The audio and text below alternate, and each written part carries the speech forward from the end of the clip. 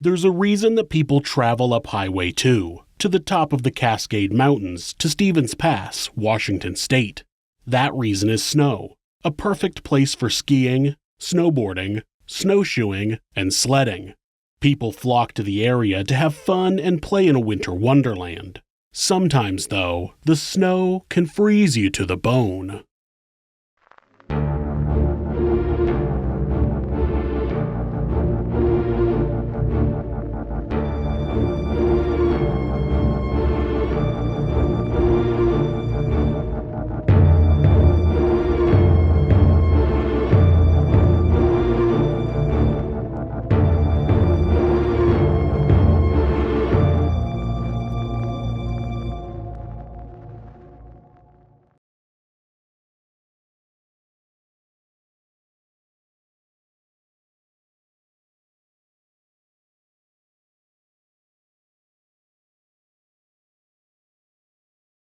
In the Ty River Valley in the Cascade Mountains, just a few miles west of Stevens Pass, the small town of Wellington was founded in 1893.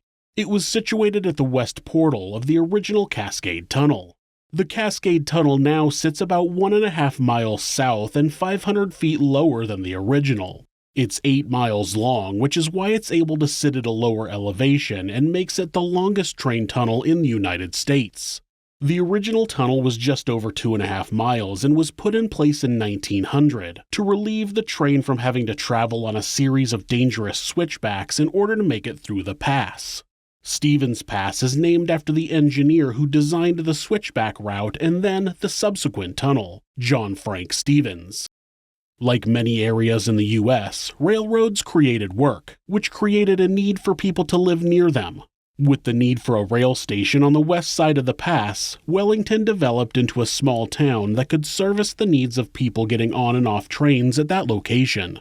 The Great Northern Railroad's Spokane Express, heading westbound, left the Spokane station on February 23rd, headed for Seattle. On February 26th, the train made it through the Cascade Tunnel and to the town of Wellington, but blizzard conditions made it impossible for the train to travel any further. During the end of February, up to a foot of snow was falling on the area every hour. Another train, a mail carrier with no passengers, was also stuck on the line with the Spokane Express. Rail workers and even passengers tried to clear the snow so trains could continue their journey, but it was no use. By the 28th, the town was locked down due to weeks of snow burying the area. The telegraph lines were down, so they weren't able to call for any help. Their only option was to stay aboard the train and wait for conditions to improve. What passengers and crew members didn't realize was that recent clear-cutting had opened a partial path for snow to come down the side of the mountain. Then a recent forest fire had opened the path further. Where snow would normally get hung up on trees, now it had nothing stopping it from tumbling all the way down the mountain, unobstructed. The rails and town had no cover to keep that snow from destroying it as it fell from above. Some people in the area may have thought they were in luck when the weather turned to rain and thunderstorms on February 28th. They may have thought the snow would soon be washed away and they would be on their way to their destination in Seattle. In the early morning hours of March 1st, 1910, lightning struck the side of Windy Mountain to the west of Wellington.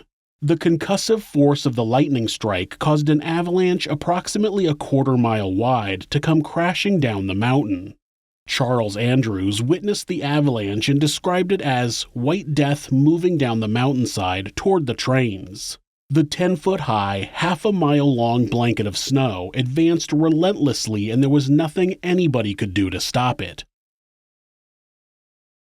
There are many different types of avalanches, but the most deadly is called a slab avalanche. People call this type of avalanche White Death because it accounts for almost all of the avalanche deaths in North America.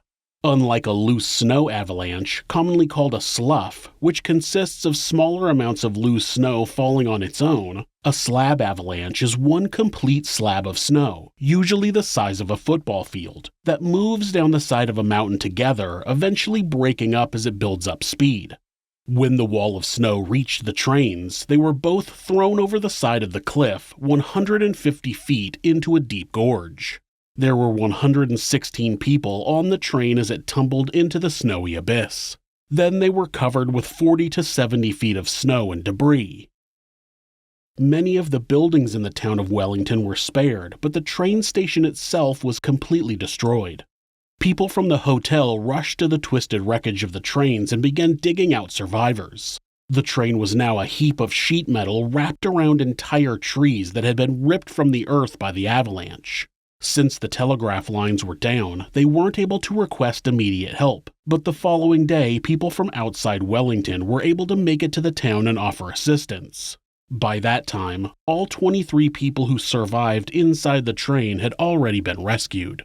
A total of 96 people died in the disaster. 35 passengers, 58 employees of Great Northern who were on the trains, and an additional 3 employees who were in the train station. 40 of the victims were recovered right away and moved down the tracks on toboggans where they were picked up. A specialized train with a crane was brought in to hoist up parts of the wrecked trains, but due to unbearable conditions, the efforts were soon abandoned. It took another 21 weeks before conditions cleared enough for rescuers to retrieve the remaining bodies from the wreckage, as well as the remaining train parts.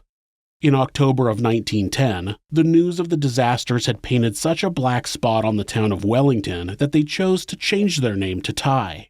Great Northern immediately began the process of building a snow shed over the tracks between the west portal of the original Cascade Tunnel and the train station in Ty.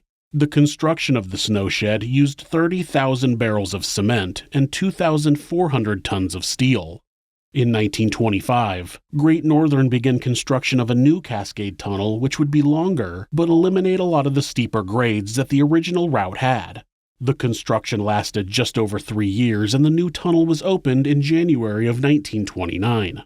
Once the new route was opened, no longer passing through what was once Wellington, the town closed down and eventually burned.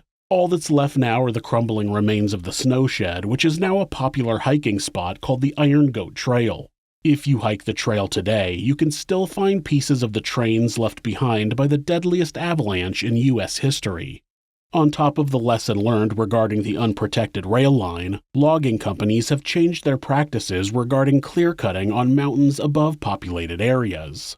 Even so, when you're on the side of a snowy mountain, make sure you pay attention to what's happening above you, just in case. Thanks for letting us tell you this sinister story. If you enjoyed it, subscribe on whatever platform you're on and hit like, rate it, or leave a comment.